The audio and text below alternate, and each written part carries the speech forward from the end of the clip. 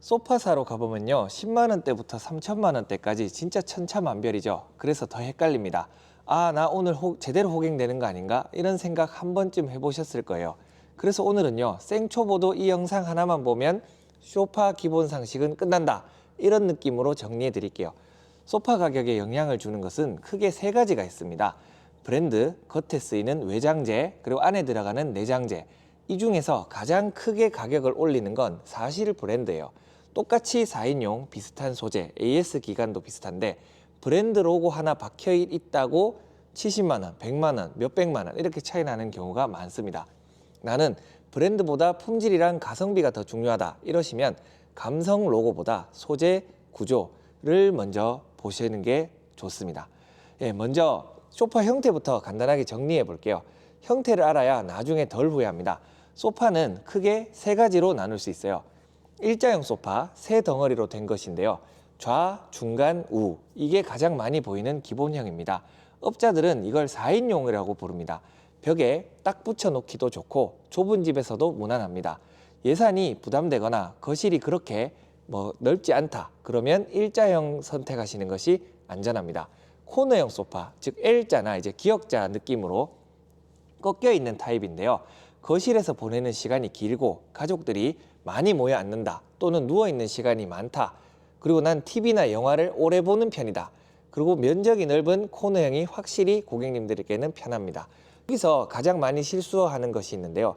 우리는 2명만 사니까 2인용 소파만 예쁘게 사고 살자, 대부분이 후회하십니다. 이유는요, 소파는 앉는 용도도 있지만 사실은 대부분 누워 계세요. 두 사람이 편하게 눕고 기대고 또 이제 앉으려면 최소 2분이더라도 3, 4인용을 추천드립니다.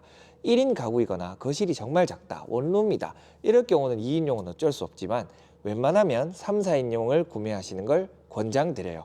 이외에도 리클라이너, 헤드 틸팅, 또 팔걸이 수납, USB, 또 무선 충전 이런 기능들이 붙으면 또 가격은 같은 스펙이라더라도 올라가게 됩니다. 자, 이제 소재로 가볼게요. 소재는 외장재와 내장재 두 개로 나눌 수가 있어요. 외장재부터 보면 패브릭, 그리고 천으로 된 거죠. 그리고 가죽, 이렇게 이제 외장재가 돼 있고, 내장재는 이제 스펀지, 구스, 마이크로파이버 또는 엘라스틱 밴드, 또 S자 스프링 이렇게 이제 돼 있습니다.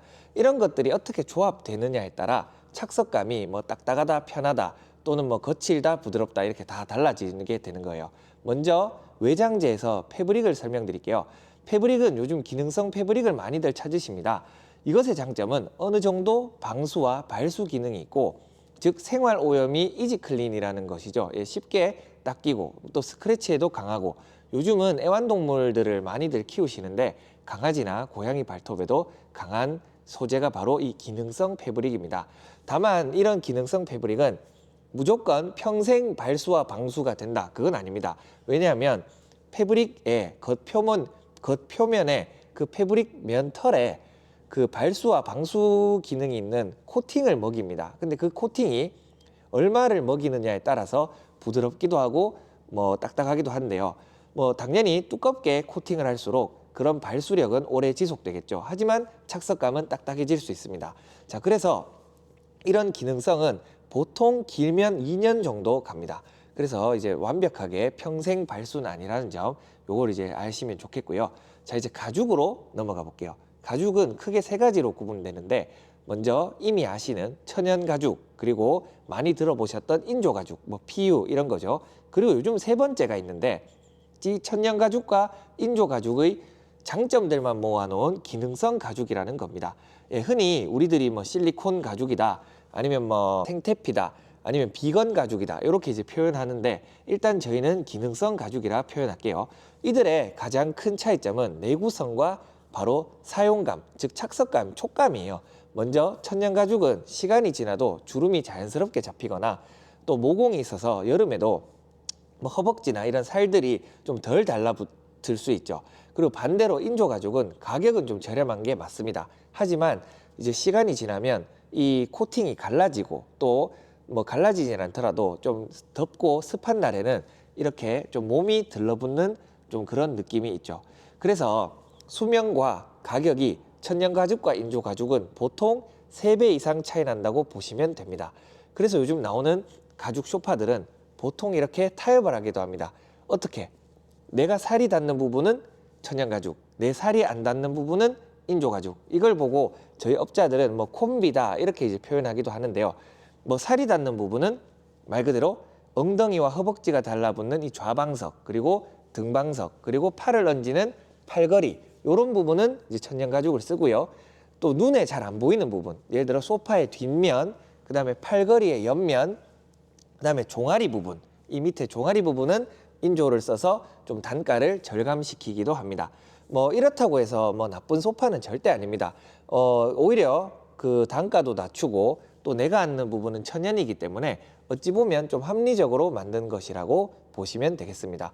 그래서 전체가 천연 가죽이면 좋은 거 아니야? 물론 좋은 게 맞습니다. 하지만 이제 우리가 예산이라는 게 있는데요. 전체가 천연 가죽인데 싸다. 그것은 불가능합니다. 그래서 예산이 내가 좀 만약에 뭐 좀 많이 넉넉한 편이 아니라면 저는 콤비도 충분히 괜찮은 소파라고 안내를 드리고 있습니다.